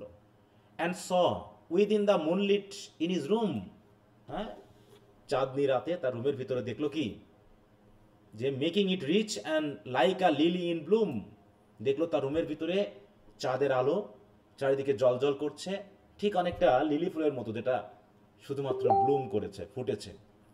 এইভাবে সে কি দেখতে পেলো? স অ্যান অ্যাঞ্জেল, হ্যাঁ, সে ওই রকম মানে অ্যাঞ্জেলের আলো চারিদিকে মুন লাইটের মতো ছড়িয়ে পড়েছে। সে দেখতে পেলো an Angel writing in a book of gold, একটা গোল্ডের তৈরি একটা বইয়ে কিছু যেন লিখছে, ঠিক আছে। তো exceeding peace had made Ben Adhem bold, যেহেতু আদম শান্তি খুব ভালোবাসে, সে কি করলো? সেটুকু সাহস থাকে, had made Ben Adhem bold and to the presence in the room he said, এবং এরকম একজন অ্যাঞ্জেলের উপস্থিতি দেখে সে সাহস করে বলল, হোয়াট রাইটস দাও, আপনি কি লেখেন? The vision raise it head, তখন অ্যাঞ্জেলটা বা ভিজনটা তার মাথা তুললো, and with a look made of all sweet accord, এবং সুন্দর সুমধুর কণ্ঠে মানে তার দৃষ্টি দিয়ে বলল কি, দেখো, with a look made of all sweet accord, মানে কি সুন্দর চেহারা, সুন্দর চেহারা নিয়ে সে ভিজনটা বলল কি, answered the names of those who love the Lord, এখানে তাদের নাম লেখা হচ্ছে যারা লর্ডকে ভালোবাসে। তখন বলছে, and is mine one said Abou, Abou বলতেছে, আমার নাম কি আছে ওখানে? Nay, not so replied the angel, তখন অ্যাঞ্জেল বলতেছে, না, নেই। Abou spoke more low but cheerly still and said, ঠিক আছে। তো তখন আবু খুব মৃদু কণ্ঠে এবং উৎফুল্লের সহিত, মানে মন খারাপ না করেই সে অ্যাঞ্জেলকে বলল, I pray thee then write me as one that loves his fellow men, তাহলে আপনি আমার নামটা লেখেন, কারণ আমি আমার ফেলো মেনদেরকে ভালোবাসি। মানে কি, আমি আমার অনুসারী ব্যক্তিদের বা আমার সাধারণ মানুষকে আমি ভালোবাসি। আমি গডকে ভালোবাসি কিনা আমি জানি না, কিন্তু আমি আমার ফেলো মেনকে ভালোবাসি, অতএব সেই হিসাবে আপনি আমার নামটা লিখে নিয়েন। The angel wrote and vanished, তখন অ্যাঞ্জেল তার নামটা নিয়ে কি হয়ে গেল? চলে গেল। The next night it came again with a great wakening light, ওইরকম উজ্জ্বল আলো নিয়ে আবার ফিরে আসলো। And showed the names whom love of God has blessed, এবং যতজনের নাম আছে যাদেরকে গড এর ভালোবাসা ব্লেসড করেছে, দেখলো কি, অ্যান্ড এবং দেখলো Ben Adhem's name led all the rest, মানে তার নামটা সবার শুরুতে আছে। সে তো বলেনি সে গডকে ভালোবাসে, সে কি বলেছিল? সে তার ফেলো মেনদেরকে ভালোবাসে, তাহলে তার নামটা সবার উপরে থাকবে কেন? বলো। স্যার ওই যে এনশিয়েন্ট ম্যানের লাস্টে যে লাইনটা ছিল ওইটার মতো। ওইটাই, যে যার সৃষ্টিকে ভালোবাসে, সৃষ্টির সেরা জীবকে যে ভালোবাসে, সে তো গডকে ভালো তো বাসার থেকেও আরো যেন সে গডের প্রতি আরো অনুগত, কারণ সে সৃষ্টিকে ভালোবাসে, সৃষ্টির মানুষ, সৃষ্টির প্রকৃতিকে ভালোবাসে, তাই না? এই জন্য শুধু গডকে ভালোবাসা সেটা যতটুকু না শ্রেষ্ঠ, তার থেকে গড এবং তার সৃষ্টিকে ভালোবাসা যেন আরো শ্রেষ্ঠ মানুষ, তাই তার নামটা সবার উপরে আছে। বুঝতে পেরেছ? অনেকে আছে না, আমরা ধর্ম করি কিন্তু মানুষকে ভালোবাসি না, আছেন এরকম? মানুষকে সবসময় ঈর্ষা করি, কিন্তু ধর্ম ঠিকই আমরা মন্দির মসজিদ গির্জা ঠিক মতো যাচ্ছি, ঠিক মতো ইয়া করতেছি, কিন্তু ফেলো মেনকে ভালোবাসা হয় না, তাহলে কি সেটা হবে? বলো। তাই সেটাই বলা হয়েছে যে গডকে ভালোবাসতে হলে গডের সৃষ্টিকে ভালোবাসতে হবে, কারণ গডকে আমরা কখনো দেখিনি, তাহলে গডকে আমরা বিবেচনা করতে পারি কিসের মাধ্যমে? তার এই সৃষ্টি দেখে, তাই না? যে সে কত মহান হতে পারে, তাহলে তার সৃষ্টিকে দেখে যদি আমরা তাকে না চিনি, অদৃশ্য স্রষ্টাকে আমরা কি করে ভালোবাসতে পারি বলো? বা কতটুকুই বা আমরা ভালোবাসতে পারবো আসলে? ঠিক আছে, তো এইটাই দেখানো হয়েছে এনশিয়েন্ট ম্যানের মতোই। তো এখানে কি বলা হচ্ছে দেখি সামারিতে, যে Abou Ben Adhem is a pious man, one night he was enjoying a peaceful. আচ্ছা, থিমটা পড়ি, এখানে তো পড়লামই। Central idea, the central idea of this poem, they God love those who love their fellow men, এটাই হচ্ছে বড় thematic idea, তাই না? Central idea. The poem is describe, ভুল আছে না? ঠিক আছে, বলো তো এটা। দ্য পোয়েম ডেসক্রাইবস, হ্যাঁ, এখানে আসলে ইসটা বাদ যাবে। An event in the life of Abu bin Adam, who is a religious person. One night he met an angel who was writing down the names of those people, ইত্যাদি, তোমরা তো বুঝতে পেরেছো। And Abu's name was not on the list. He requested the angel to write his name on the list. কারণ কি? of those people who loved his fellow beings. The angel wrote and disappeared. The next night the angel came again into Abu's room and showed his there. একই কথা, কি কথা বুঝতে পেরেছো? অতএব write a short note on Abu bin Adam. এই হলো ব্যাপার। কি বোঝা গেল? বুঝতে পেরেছো কবিতাটা? জি স্যার। ওকে, নেক্সট কি আছে? আবু বিন আদম গেল। The sea is calm tonight, এটা তো পড়া হয়েছিল তাই না? জি স্যার। তারপরে ক্র্যাবড এইজ এন্ড উইথ, এইটা পড়া হয়নি, কিন্তু much have I travelled in the realms of gold, এটা পড়েছিলাম না? কোন কবিতাটা মনে বলো তো? স্যার ডোভার ব্রিজ কবে পড়ালেন আমাদের? পড়ানো হয়নি তো তোমাদের? না স্যার, এটা তো থার্ড ইয়ারে পড়েন। না আমি না স্যার, ভাবছি এটা পড়ি নাই স্যার। এটা কি ফার্স্ট ইয়ার পড়ানো হয়নি? না। না না, স্যার, স্যার। এটা পড়ানো হয়নি, কিন্তু ওই মাস আই এটা হ্যাভ আমরা ট্রাভেলড পড়ছিলাম এটা স্যার। পড়ানো হয়েছে মনে হয়। আচ্ছা ঠিক আছে, হ্যাঁ এটা তো তোমার জন কিটসের কবিতা, এটা পড়া হয়েছে না? পড়ছো তো? জি স্যার, এটা জি সেটা আমাদের বই। আই মেট আ ট্রাভেলার, এটা পড়া হয়েছে? I met a traveller from an antique land, ওজিমান্ডিয়াস। ওটা তো স্যার পড়ছি আগে। এটা ফার্স্ট ইয়ারে পড়ছি।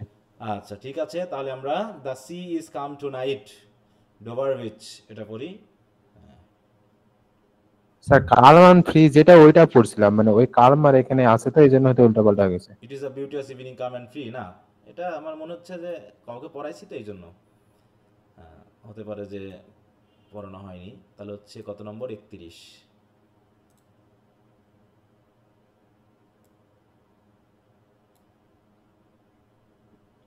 বাবা, এটা আগে চলে আসলো যে, তাহলে এটাই পড়ায়নি। 27 নম্বর কি আগে না পরে?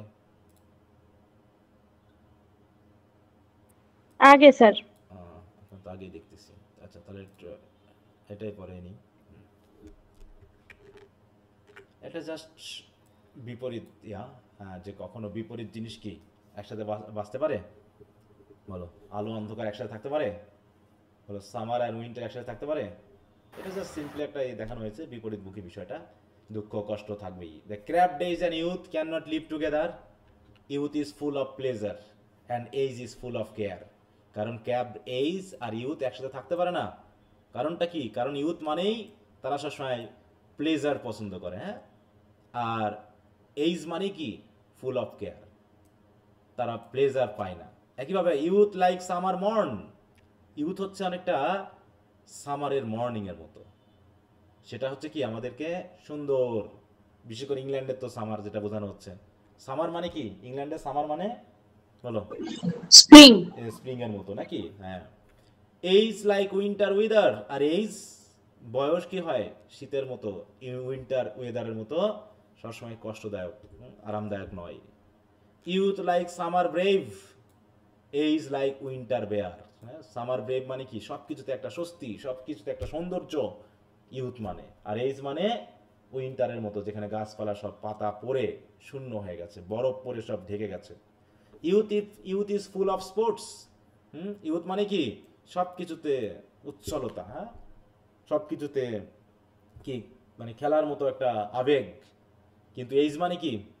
কিন্তু এইজ ব্রেথ ইজ শর্ট, কিন্তু এইজ মানেই শারীরিক দুর্বলতা। এইজ মানে কি? ব্রেথ ইজ শর্ট মানে কি? মৃত্যুর চিন্তা। Youth is nimble, age is lame. Nimble মানে কি? সবসময় মানে কি চপল, যাকে আমরা বলি, তাই না? যাকে বলি না আমরা কি, অনেক বাচ্চা থাকে না, খুব বেশি হইচই করে, লাফালাফি করে, তাদেরকে আমরা বলি কি? বলো? চঞ্চল। চঞ্চল। হ্যাঁ, চঞ্চল। তাই ইউথ হচ্ছে নিম্বল, যে সবসময় নতুন নতুন কিছু পাওয়ার জন্য দৌড়ে বেড়ায়, উচ্ছল হয়ে বেড়ায়, হ্যাঁ। আর এইজ ইজ লেম, আর বয়স মানেই একদম পঙ্গু, তাকে সংসারের ঘানি টানতেই হচ্ছে। Youth is hot and bold, age is weak and cold, হ্যাঁ।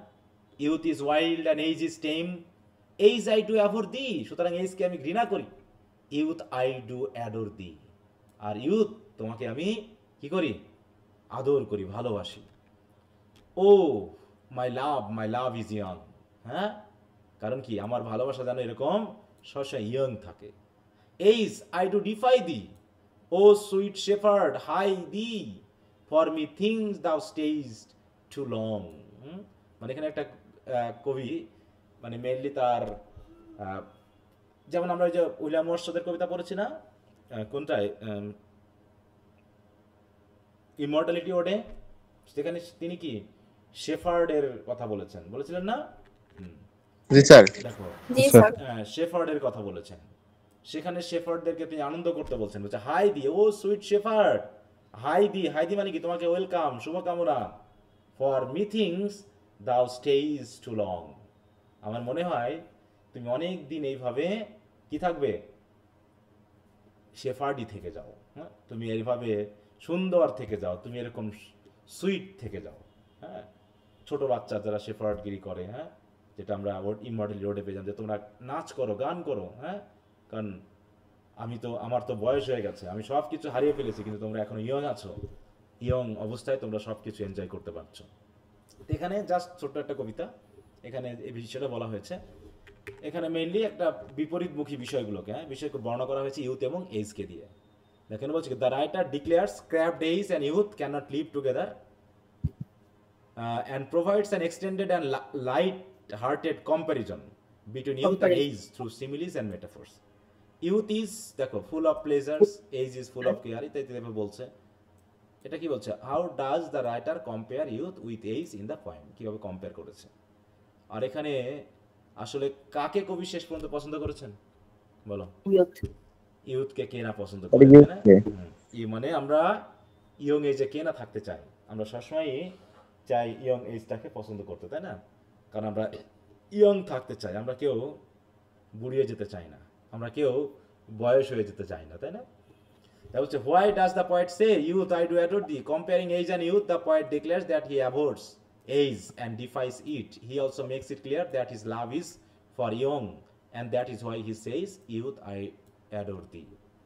কারণ তিনি এজকে না ইউথকে ভালোবাসেন, তাই তিনি ওই কথাটা বলেছেন। আচ্ছা, তো এটা গেল। তারপরে on his first looking into Chapman's Homer, এটা তো পড়েছো। I am nobody, দরকার নাই। I met a traveler from an antique land, এটা তো এসে গেছে 2022-এ। The sea is calm, the sea is calm tonight, এটা আমরা একটু দেখি।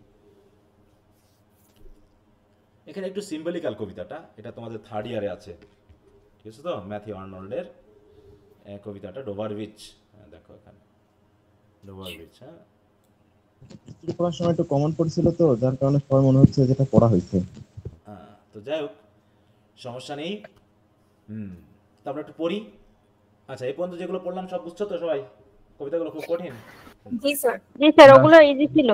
এইটা একটু তোমাদের বুঝতে একটু প্যারা লাগবে, কারণ এখানে অনেক সিম্বলিক এবং কি বলবো ইনার অ্যালেগরিক্যাল মিনিং রয়েছে, এই একটু খেয়াল রাখতে হবে। বলছে, the sea is calm tonight, the tide is full, the moon lies fair upon the straits, on the French coast the light gleams as is gone and is gone. হ্যাঁ, দেখো এখানে মোটামুটি আমরা একটু ডোভার বিচটা কোথায় ছিল দেখে আছি। হ্যাঁ, হোয়ার ইজ ডোভার বিচ?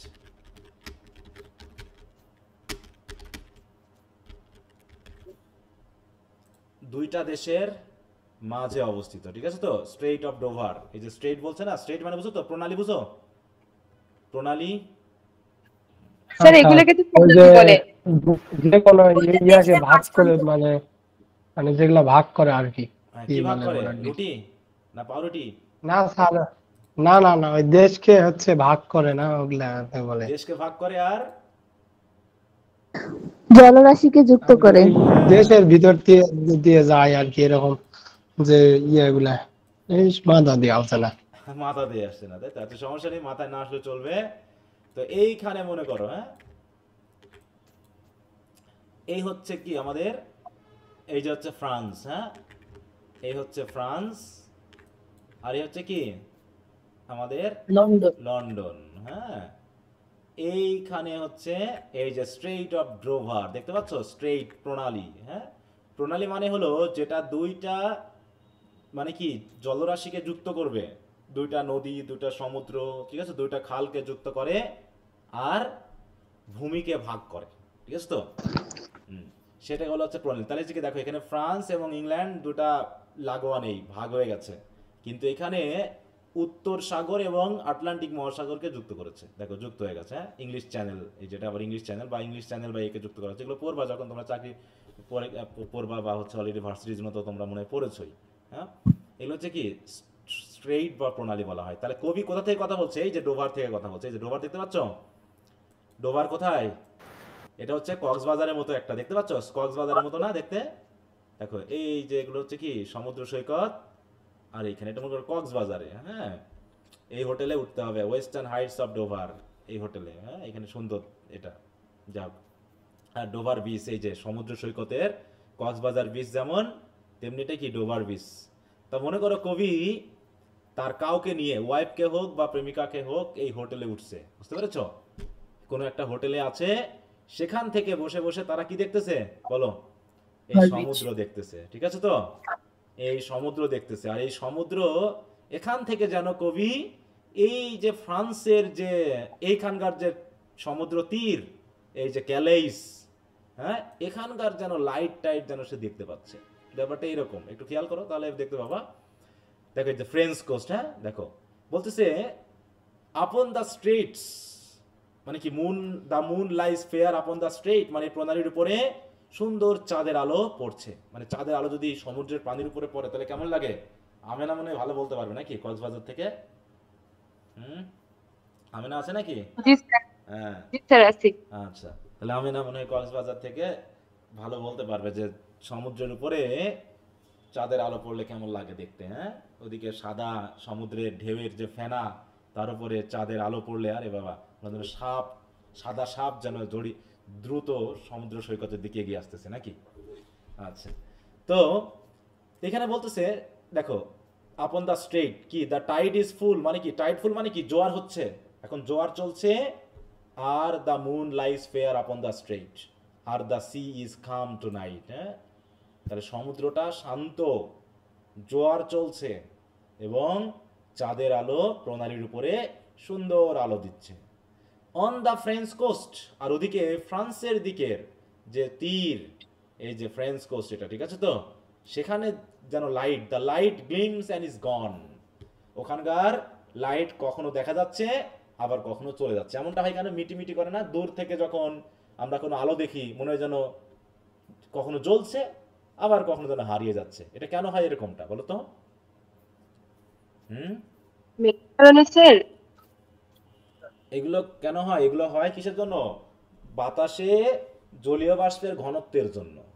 যদি ঘনত্বটা বেড়ে যায় তাহলে কি কি হয় ওটা আমরা দেখতে পাই। আর যখন ঘনত্ব থাকে না, মানে যখন ওই যে বলে না যে কিছু লাইট আছে না, যে লাইটটা লাল আলো কি অনেক দূর পর্যন্ত কি করতে পারে, চলতে পারে, তাই না? হ্যাঁ, কারণ সেরকম যে অবস্থান থাকে, তাই বলছে কখনো লাইট গ্লিমস করছে, কখনো লাইট হারিয়ে যাচ্ছে। মানে একটা সুন্দর ইমেজ এখানে ক্রিয়েট করা হয়েছে। আর অন্যদিকে the cliffs of England stand, আর ওদিকে ইংল্যান্ডের সাইডের যে বিশাল বিশাল পর্বত চূড়া সেগুলো দাঁড়িয়ে আছে। একটু মিউট রাখো,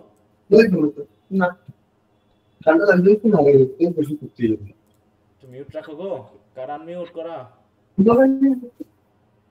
স্যার মৃদুলা। একটু মিউট রাখতে হবে। তাই বলছি দেখো glimmering and vast, the cliffs of England stand glimmering and vast out in the tranquil bay. দেখো এখানে বে না, একটা বে মানে কি, কেমন বোঝায় বলো তো? বেটা কেমন বোঝায়? বে বলতে কি বুঝি? স্যার সমুদ্র সৈকত। না, শান্ত, যার না, বে মানে কি? উপসাগর, উপসাগর। উপসাগর কেমন? যার তিন দিকে ঘেরা, একদিকে খোলা। তিন দিকে স্থল আর একদিকে হচ্ছে জল। হ্যাঁ, যেটা বে অফ বেঙ্গল কেমন? ওই যে ভারত এবং বাংলাদেশের এই যে এটার অংশে ভিতরের দিকে ঢুকে গেছে। তাহলে কি এই যে এখানে, হ্যাঁ এটা দেখাচ্ছে না, দেখো এই যে এইদিকে কিন্তু জলরাশি, আর এই তিন দিকে কি ঘেরা, ঠিক আছে তো? এদিকে হচ্ছে বে। আর বেটা কেমন তাই বলছে দেখো, out in the tranquil bay glimmering and vast the cliffs of England stand. হ্যাঁ তার মানে এই যে চারপাশে, হ্যাঁ এই বের চারপাশে এগুলোতে হয়তো পাহাড় আছে, এই পাহাড়গুলো হয়তো দাঁড়িয়ে আছে, তার উপরে চাঁদের আলো পড়ছে, খুবই সুন্দর। তারা হোটেল থেকে দেখতেছে মনে করো। হ্যাঁ আচ্ছা, তারপর দেখো কেন হোটেল থেকে দেখতেছে কেমন করে বুঝলাম? কাম টু দ্য উইন্ডো, তাহলে কি কেউ কি সাথে আছে তার? বলো, কাম টু দ্য উইন্ডো।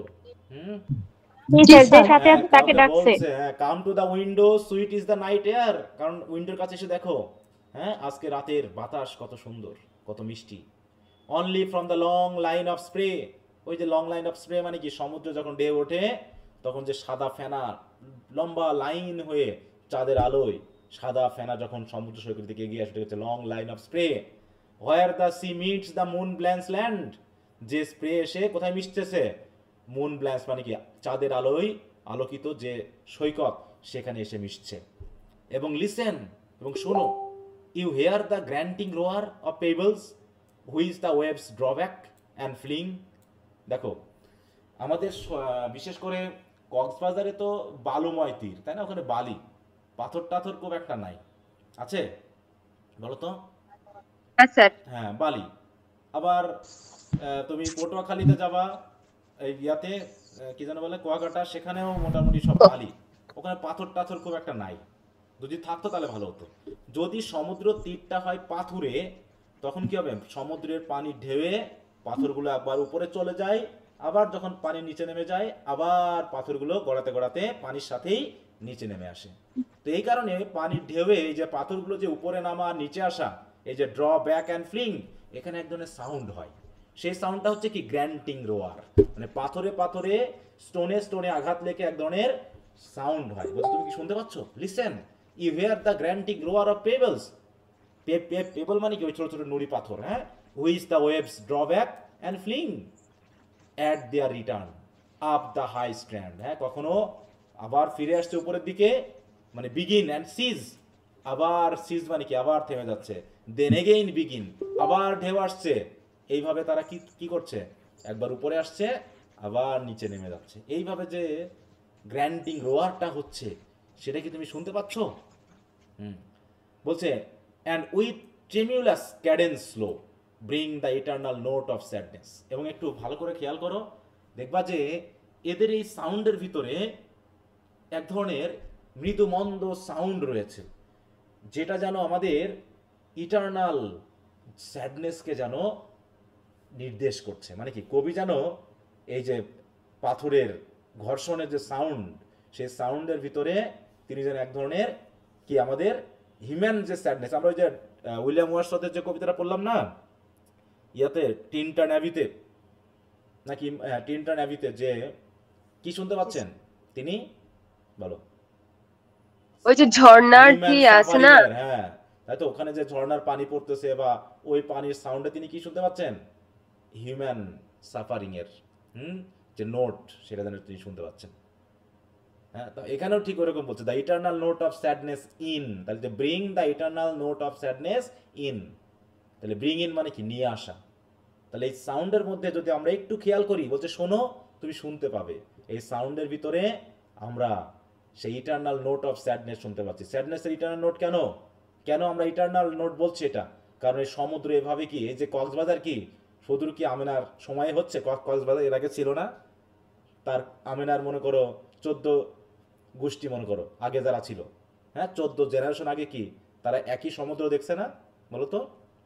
এবং তারপরে আরো 100 যদি জেনারেশন আসে, যদি পৃথিবী ধ্বংস না হয়ে যায়, তারা কি ওই একই রকম সমুদ্র দেখবে না বলো? ওই একই সমুদ্র দেখবে, একই সমুদ্রের পানির ঢেউ দেখবে, একই। তাহলে কি হচ্ছে, যেন এই সমুদ্র যেন আমাদের সাক্ষী। কিসের সাক্ষী বলো?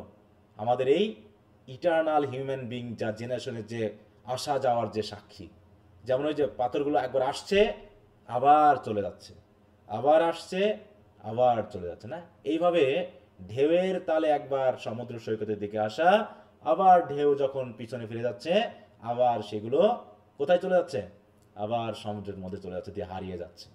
এইভাবে কি পৃথিবীতে মানুষ কি আসছে আর কি যাচ্ছে নাকি? আর এই আসা যাওয়ার মধ্যে অনেক কিছুই ঘটে যাচ্ছে, অনেক কিছুই আমরা বুঝতে পারছি, অনেক কিছুই বুঝতে পারছি না। দাদার আমলে যা হয়েছিল আমাদের আমলে কি তাই আমরা মানছি বলো? দাদার আমলে যা মানতো, আবার আমাদের আমলে আমরা যা মানবো, আমাদের পরবর্তী নাতিপুতিরা কি তাই মানবে বলো? মানবে না। তাহলে আমরা আসা যাওয়ার ভিতরে আছি, কিন্তু এর ভিতরে অনেক পরিবর্তনও আসছে। আর এই পরিবর্তনের মধ্যে আমরা সবার দুঃখের সাউন্ড আমরা শুনতে পাচ্ছি, দুঃখের সুর আমরা বুঝতে পারছি। এখানে কোনো হ্যাপিনেস যেন পৃথিবীতে নাই। তা বলছে দেখো, Sophocles long ago hard it on the Aegean. হ্যাঁ, এই সফোক্লিসও এই সাউন্ড তখনও তিনি শুনেছেন। ঠিক অনেকটা এই কবিতাটা কি নির্দেশ করছে, যে কুবলা খানের মতো নির্দেশ করছে না বলতো? কুবলা খান যখন পড়ছিলাম এসটি কলেজের, মনে আছে যে শেষের দিকে হ্যাঁ এক ধরনের নোট শোনা যাচ্ছে, যে যুদ্ধের একটা যেন ভবিষ্যৎবাণী নিয়ে আসছে সাউন্ডের ভিতর থেকে, সে যেন বুঝতে পারছে। আর তার আগের পূর্বপুরুষরাও যুদ্ধ করছে, তাকেও এখন যুদ্ধ করতে হবে, এরকম কিছু একটা। এইরকম একটা বিষয় সে যেন বুঝতে পারছে, শুনতে পাচ্ছে। তাও আগেও মানুষ দুঃখ প্রকাশ করেছে সমুদ্রের সামনে এসে, সমুদ্র তার যেন সাক্ষী। আর এখনো আমরা সেই সমুদ্রের সেই পানির সেই ঢেউ এখনো শুনছি। অতএব সেখান থেকে যেন এক ধরনের ইটার্নাল নোট অফ স্যাড, মানে কি, যার কোনো শেষ নাই। তা বলছে এই আমি আজকে যা শুনতেছি, Sophocles long ago hard it on the Aegean. Aegean মানে কি বলো? এজিয়ান বলতে কি বোঝাচ্ছে? সফোক্লিস কোন দেশীয় বলো? গ্রিস। হ্যাঁ, গ্রিস। হ্যাঁ, তিনিও সেখানে শুনেছেন। and it brought into his mind, তার মনেও সেই একই টার্বিড এভ অ্যান্ড ফ্লো, জোয়ার এবং ভাটা অফ হিউম্যান মিজারি যেন নিয়ে এসেছিল, যেটা আমরা ইডিপাস রেক্স দেখেছি না? ইডিপাস রেক্সকে কিন্তু মনে করছি, ইডিপাস রেক্সের কি একসময় জোয়ার আবার একসময় ভাটা হয়ে গেল নাকি? এরকম তার মনেও ওই হ্যাঁ বলো, হিউম্যান মেজারির যে জোয়ার ভাটা, সেটা ওই সফোক্লিসের মনেও যেন এই সমুদ্র নিয়ে এসেছিল, যে আমাদের জীবনে কখনো আনন্দের সময়, কখনো দুঃখের সময়, তাই তো? কখনো দুঃখের জোয়ার বয়ে যায়, আবার কখনো কখনো দুঃখর ভাটা পড়ে যায়। যখন দুঃখের ভাটা পড়ে তখন আমরা একটু সুখে থাকি, কিন্তু দুঃখ থাকেই নাকি? ঢেউ থাকে সব সময়, শুধুমাত্র কখনো বেশি হয় আর কখনো কম হয়। সুতরাং we find also in the sound a thought, অথবা এই যে সমুদ্রের গর্জন, তারপর যে granting roar of the pebbles, এই সাউন্ডের মধ্যে আমরাও যেন এক ধরনের থট খুঁজে পাচ্ছি। দেখো, find also in that sound a thought, hearing it by this distant northern sea. এই যে নর্দার্ন সি মানে কি বলো? উত্তর সাগর, বলো না, এই যে উত্তর সাগর। এই উত্তর সাগরের এই যে সাউন্ড, ঢেউ, এখানে এই ঢেউয়ের ভিতরে আমরাও যেন এক ধরনের চিন্তাশীলতা খুঁজে পাচ্ছি। কারণ কি, এটা আমাদেরকে মনে করিয়ে দিচ্ছে যে আমাদের হাজার হাজার বছর থেকে পূর্বপুরুষরা আছে, তারা গেছে, আমরাও আসছি, আমরাও চলে যাব। অতএব এখানে দুঃখটা কোন জায়গায় বলো? দুঃখটা কোন জায়গায়? দুঃখ এটাই যে উই আর হিউম্যান বিং কেমন? মর্টাল। হ্যাঁ, মর্টাল অ্যান্ড শর্ট এক্সিস্টেন্সে আমরা আছি। ঠিক আছে, তো আমরা দীর্ঘস্থায়ীভাবে এখানে আসি নাই, আমরা আসবো আর যাব নাকি? ড্যাফোডিলের মতো স্যার। হ্যাঁ, ড্যাফোডিল ফুলের মতো, ঠিক ওটাই এখানে বোঝায়। থাকো সামাইটা যদি আমরা পড়ি, বলছে কি one night the speaker of the poem Dover Beach sits with a women inside a house. এখন যাই না উইমেনটাকে, looking out over the English Channel near the town of Dover. They see the lights on the coast of France just 20 miles away and the sea is quiet and calm when the light over the আচ্ছা, এটা তোমরা সামাইটা পড়ে বুঝবা, যেটা আমরা ওটা পড়েছি। আমরা একটু দেখো, টোন তো মেলানকলিক, কারণ এই যে স্যাডনেস আছে, থিমটা মনে হয় এরা দেয়নি নাকি? তাহলে এখানে আমরা যদি একটু থিমেটিক ব্যাপারটা খেয়াল করি, তাহলে কি হতে পারে দেখো। স্যার লাইফ নিয়ে কিছু একটা হবে মনে হয়। তা কি হতে পারে সেটা সেটা বলো। আমাদের জীবন যে আপ এন্ড ডাউন আছে, দুঃখ কষ্ট নিয়ে জীবন এটে, আর আমরা যে একদিন একদিন চলে যাব, এটাই বিষয় হতে পারে হয়তো। হ্যাঁ, এখানে অনেক কিছু বোঝাচ্ছে। কবি যেটা বোঝাচ্ছে, দুই তিনটা এক মানে অ্যাড করেছেন, সেটা হচ্ছে দেখো, the loss of religious faith in the Victorian era leading to a sense of existential despair and human misery. ঠিক আছে, তো এইখানে এখানে আমরা অনেকভাবে বুঝতে পারি কবির যে টার্গেটটা ছিল সেটা হচ্ছে রিলিজিয়াস ফেইথ নিয়ে। যদিও এখানে তিনি নির্দেশ করেননি ওটা, কিন্তু তিনি এটা বলতেছেন যে রিলিজিয়াস ফেইথ আমাদের কখনো বেশি থাকে, কখনো কমে যায়। এখন কি আমাদের বর্তমানে কি এই ফেইথটা কি বেশি না কম? কম। এখন কি জোয়ার চলতেছে না ভাটা চলতেছে বিশ্বাসের? ভাটা। একইভাবে এক্সিস্টেন্সিয়াল ডিসপেয়ার মানে কি টিকে থাকার যে হতাশা, আমরাও যে মারা যাবো, যেমন মানে মর্টালিটির ব্যাপারটা ওটাও দেখিয়েছে। অনেকগুলো ব্যাপার আছে এখানে। আবার দুঃখ কষ্টের ব্যাপার এসেছে, দুঃখ কষ্ট কখনো বেশি থাকে, কখনো কম থাকে। এখন তুমি তোমার যেটা তোমার মনে বলে সেটাকে দিয়ে তুমি থিমেটিক ডিসকাশনটা দিবা। রিলিজিয়াস ব্যাপারটা তুমি হয়তো বুঝলা না, তুমি বুঝলে আমাদের হিউম্যান মিজারি বা হিউম্যান লাইফের শর্ট এক্সিস্টেন্স, এটা দিয়েও তুমি বুঝতে পারো।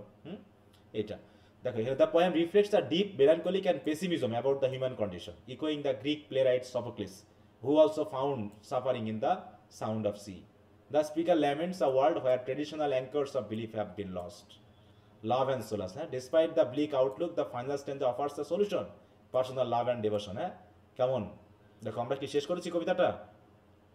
এখনো একটা অংশ আছে, তাই না? এখানে কি ওটা দিয়ে দিয়েছে? না স্যার, হ্যাঁ, এটা তো দেয়নি। এর কবিতার আরো অংশ একটা ছিল, তাই না? এটা শর্ট। স্যার আরেকটা প্যারা আছে, আরেকটা প্যারা আছে, আরেকটা স্ট্যান্জা আছে আরেকটা এটা আছে, ওটা দেয়নি দেখো এখানে, ওটা স্যার। দেয়নি ওটা আমাদের ফার্স্ট ইয়ার রিডিং স্কিল যে বইটা আছে ওইটাতে দেওয়া আছে আবার। দেখো, ওই জন্য লাভের কথাটা এসেছে। অতএব আসো আমরা যা কিছু হয়ে যাক নাকি, কি ব্যাপার, এই যে সাইটাস মান্নারের মতো স্যার। এই যে বলতেছি কি, তো ও হ্যাঁ দেখো দ্য সি অফ ফেথ, এই যে এই জায়গাটুকু যেহেতু না, আরো দুইটা স্টেঞ্জা ছিল এখানে, দেখো এই দুটো স্টেঞ্জা আছে, এই দুটো দেয়নি, শুধু এই জায়গাটা দিয়েছে। তারপর যেহেতু কবিতাটা এতটুকুই, সেই হিসাবে এইটুকুর ভিতরে তোমাকে আলোচনা করতে হবে। অতএব তুমি এইটুকুর ভিতরে যা বুঝতে পারছো সেটা। যখন দ্য সি অফ ফেথ এই কথাটা বলতেছে, was once too all the full and round earth's shore lay like the folds of a bright girdle furled, but now I only hear its melancholy long withdrawing roar। হ্যাঁ, একসময় বিশ্বাস ছিল কি ফুল, দেখো the sea of faith was once full at the full and round earth's shore, এবং এই বিশ্বাসে যেন পুরো পৃথিবীর শোরে এটাকে ঘিরে রেখেছিল। যে গার্ডেল ফার্ল মানে কি, অনেক সময় দেখবা যে আমরা জামা টামা বেঁধে রাখার জন্য ইয়া পরি না, বা বিশেষ করে ছেলেরা বেল্ট পরি না, বেল্ট দিয়ে কি করা হয়, আমরা প্যান্টটাকে আটকে রাখি নাকি, বা মেয়েরা যখন ডান্স করে, নাচ করে, তখন দেখবে এক ধরনের বেল্ট মতো পরে, গার্ডল পরে, যেটা কি করা হয়, ওটাকে ধরে রাখে। তো এরকম বিশ্বাস আমাদেরকে পৃথিবীকে ধরে রেখেছিল। কিন্তু এখন but now I only hear its melancholy long withdrawing roar, retreating, যে বিষয়টা এখন রিট্রিট হচ্ছে। যে একসময় কি জোয়ারের কারণে কি হচ্ছিল, সমুদ্র সৈকতের দিকে পানি উঠে আসছিল, সবকিছু উঠে আসছিল, এখন সেটা হচ্ছে কি ভাটা পড়ে গেছে। To the breath of the night wind down the vast age drear and naked shingles of the world। এতদূর দরকার নেই, এত বড় কবিতা তো তোমাদের দিবে না, দিলে প্রথম অংশটুকু দিবে, ঠিক আছে? তো তা প্রথম অংশটুকু অনুসারে বিবেচনা করবা, মনে থাকবে, কারণ এগুলো আনার দরকার নেই, যেগুলো তুমি পরবর্তী দিবে, এগুলো দিলে তোমার মাথার ভিতরে আবার কাজ করবে, যেটা নিয়ে চলে আসবানি, দরকার নেই, এই জায়গাটুকু খেয়াল রাখো। তাহলে আশা করি বুঝতে পেরেছো এই পর্যন্ত। তারপরে তাহলে কয়টা পড়লাম আজকে আমরা মোটামুটি? পাঁচটা নাকি ছয়টা স্যার, ভুলে গেছি। আচ্ছা সমস্যা নেই। তা মোটামুটি এখানে কেমাবারি অ্যাডভান্স রিডিং রাইটিং এর যে কয়টা আমি দিয়েছি, এখানে 15টা বা 16টা সবগুলোই পড়া হলো নাকি? কোনটা বাদ গেছে এর ভিতর থেকে? ব্রেথস দ্য ম্যান, বিউটি, তো মোটামুটি সবগুলো তো পড়াই দিলাম। আর এদিকে ইন্ট্রোডাকশন টু পোয়েট্রিতে এগুলো তো তোমাদের পড়া আছে। এখন যদি থাকে তো এখানকার দুই একটা থাকবে, যেটা আগামী ক্লাসে আমরা আলোচনা করব, ঠিক আছে? এই যে মোরের ভিতরে দুই একটা দেওয়া আছে, my heart lifts up when I behold, আরও মেরি গো কল ইত্যাদি। সি ডুয়েলটা আমাদের আনটুডেড নয়েছে, এটা পড়া আছে। Blow blow the winter wind পড়া আছে। ডেথ বি নট প্রাউড, এটাও পড়া আছে। তাহলে আর হয়তো দুটো বাকি আছে, তাহলে আজকে আর ধরবো না, আগামী ক্লাসে আমরা আলোচনা করব, ঠিক আছে? জি স্যার। জি স্যার। তাহলে কবিতাগুলো একটু ভালো করে পড়ে ফেলবা, তার ভিতর থেকে আমরা আবার প্রশ্ন পড়ার জন্য আরো কিছু ইয়া করে ফেলবো, কমায় ফেলবো। কিন্তু আপাতত এই কবিতাগুলো সবাই যেন একটু পড়ে রাখো, যদি বাই চান্স এদিক ওদিক হয়ে যায় আমরা যেন পারি, ঠিক আছে তো? জি স্যার। আচ্ছা, তো আমরাও তো সেকেন্ড ইয়ার শেষ করতে ফেলতেছি নাকি? দেখো সেকেন্ড ইয়ার শেষ হয়ে গেল। হ্যাঁ বয়স শেষ হয়েছে। হ্যাঁ বলো। হ্যাঁ বললাম যে স্যার খুব তাড়াতাড়ি শেষ হয়েছে second year. Third year fourth ইয়ারে গিয়ে বুঝবা যে চোখের পলক ফেললা শেষ হয়ে গেল, হাই রে। হ্যাঁ ঠিক আছে, তখন এত পড়া থাকবে, ভাববা যে হাই রে ঘুম থেকে না উঠলাম আবার দেখছি ইয়া সন্ধ্যা হয়ে গেল, যে এরকম মনে হবে, ঠিক আছে স্যার? এখনো মনে হয়। হ্যাঁ, এই জন্য কিছু শিখা পাইনি, মনে হয় কিছুই শিখিনি, এরকম মনে হয় এই কি করছি কিছুই করা যায়। যাক যাক, আরো শেখো আরো শেখো, এই তো। হ্যাঁ এরকম আকাঙ্ক্ষা থাকা ভালো যে কিছুই শেখা হয়নি, আরো অনেক শেখার আছে। হ্যাঁ শিহাবের এই কবিতাগুলা স্যার আমার খুব ইচ্ছা যে কবিতাগুলা একটু ধরে ধরে পড়বো, কিন্তু এটা যে পারি না, কতদিন শিখবো আল্লাহ ভালো জানে। শিখতে থাকো, হয়ে যাবে। আরে জীবন তো একবারই, হয়ে যাবে শিখতে শিখতে, টেনশন নিচ্ছ কে এত? হ্যাঁ জাস্ট কনফিডেন্টলি পড়তে থাকো, সৃষ্টিকর্তা আছেন, উনি তোমার জন্য যা ভালো মনে রাখছেন সেটা হবে, তুমি তোমার মতো করে ট্রাই করে যাও। হ্যাঁ আচ্ছা, তো স্যার কেন জানি স্যার মনে হয় যে অনেক কিছু শেখার আছে কিন্তু কিছুই শিখি নাই। হ্যাঁ হ্যাঁ, এটা সবসময় মনে হবে। স্যারে ফার্স্ট ইয়ারে থাকতে যেই রকম স্যারে অভিযোগ দিয়েছো না, হাই রে দুনিয়া খালি অভিযোগ, এই পারি না ওই পারি না। এখন একটু মানে মনে হয় যে না একটু পারি নাকি? তখন মানে একটু মনে হয় একটু না নিচ্ছা না খারাপ হওয়া শিখেছি, পড়ে যাচ্ছি ঠিক আছে কিন্তু খারাপ হওয়ার মধ্যে একটা শক্তি হয়েছে এইরকম একটা বিষয়। আচ্ছা, তো সমস্যা নেই, পারবা, টেনশন নেওয়ার কিছু নেই, পড়তে থাকো। তো এখন এই যে 8টার সময় তোমাদের যে টেস্টটা আছে ওটা সবাই দিয়ে ফেলো, অবশ্যই সবাই দিবা, হ্যাঁ? অবশ্যই স্যার। সবাই স্যার ভালো আমার থাকো। একটু দেরি করে স্যার, আচ্ছা, আমি সমস্যা 9টার নেই, দিকে একটু দিয়ে দিও।